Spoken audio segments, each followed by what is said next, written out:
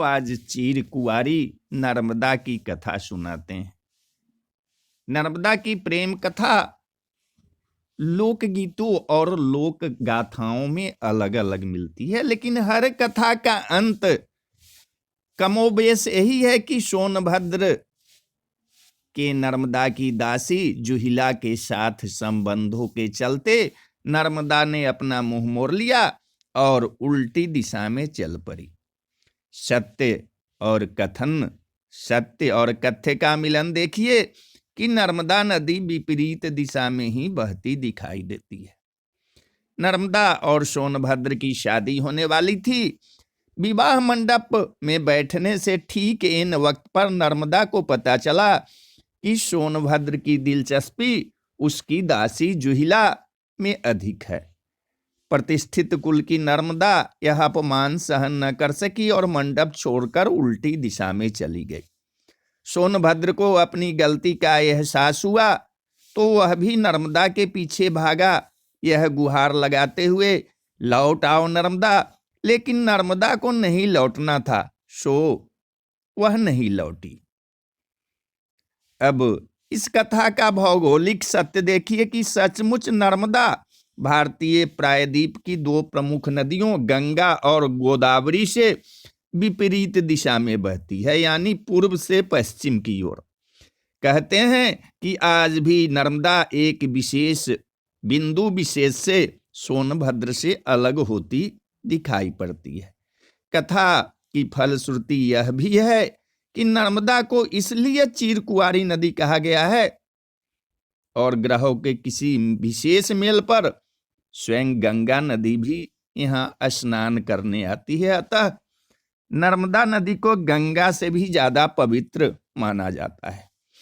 मत्स्य पुराण में कनखल क्षेत्र में गंगा पवित्र है और कुरुक्षेत्र में सरस्वती, परंतु गांव हो या चाहे वन, नर्मदा सर्वत्र पवित्र है।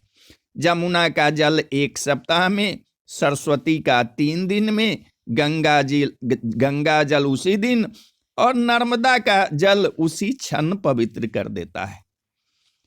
एक अन्य प्राचीन ग्रंथ में सप्त सरिताओं का गुणगान है कि गंगे च जमुने चैव गोदावरी सरस्वती नर्मदा सिंधु कावेरी जल अस्मिन् सन्निधि कुरु।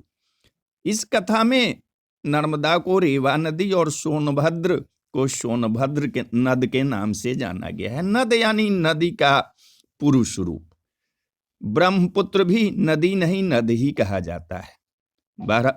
बहरहाल यह कथा बताती है कि राजकुमारी नर्मदा राजा मेखल की पुत्री थी। राजा मेखल ने अपनी अत्यंत रूपसी पुत्री के लिए यह तय किया कि जो राजकुमार गुलबाकवली के दुर्लभ पुष्प उनकी पुत्री के लिए लाएगा, वे अपनी पुत्री का विवाह उसी के साथ संपन्न करेंगे। राजकुमार सोनभद्र गुलबाकवली के फूल ले आए, अतः उनसे राजकुमारी के नर्मदा का विवाह तय हुआ। नर्मदा अब तक सोनभद्र के दर्शन न कर सकी थी, लेकिन उसके रूप, यौवन और पराक्रम की कथाएं सुनकर मन ही मन वह भी उसे चाहने लगी। विवाह होने के कुछ दिन शेष थे, लेकिन नर्मदा से रहा न गया। उसने अपनी दासी जुहिला के हाथों प्रेम संदेश भेजने की सोची। जुहिला को सूझी ठिठोली। उसने राजकुमारी से उसके वस्त्राभूषण मांगे और चल पड़ी राजकुमार से मिलने। सोनभद्र के पास पहुंची तो राजकुमार सोनभद्र उसे ही नर्मदा समझने की भूल कर बैठे। जुहिला के नियत में भी खोट आ गया। राजकुमार के प्रणय निवेदन को वह ठुकरा न सकी। इधर नर्मदा का सब्र का बांध टूटने लगा। दासी जुहिला के आने में देरी हुई तो वह स्वयं चल पड़ी सोनभद्र से मिलने। वहां पहुंचने पर सोनभद्र और जुहिला को साथ देखकर वह अपमान का भीषण आग में जल उठी। तुरंत वहां से उल्टी दिशा में चल पड़ी, फिर कभी ना लौटने के लिए। सोनभद्र अपनी गलती पर पछताता रहा, लेकिन स्वाभिमान और विद्रोह की प्रतीक बनी नर्मदा पलट कर नहीं आई।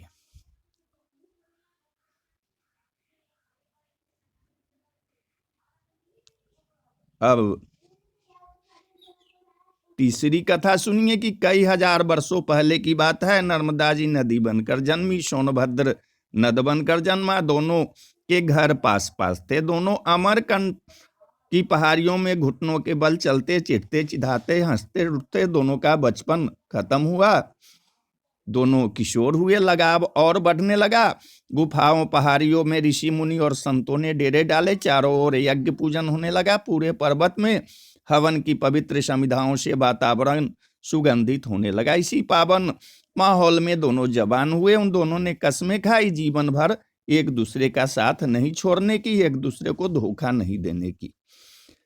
एक दिन अचानक रास्ते में सोनभद्र ने सामने नर्मदा की सखी जुहिला नदी आधम की। 16 श्रृंगार के हुए वन का सौंदर्य लिए वह भी नवजुवती थी। उसने अपनी अदाओं से सोनभद्र को भी मोह लिया। सोनभद्र अपनी बाल सखी नर्मदा को भूल गया।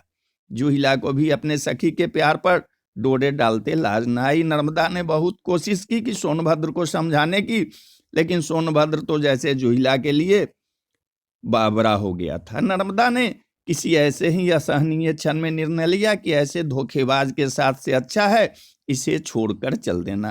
कहते हैं कि तभी से नर्मदा ने अपनी दिशा बदल ली। सोनभद्र और जुहिला ने नर्मदा को जाते देखा। सोनभद्र को दुख हुआ।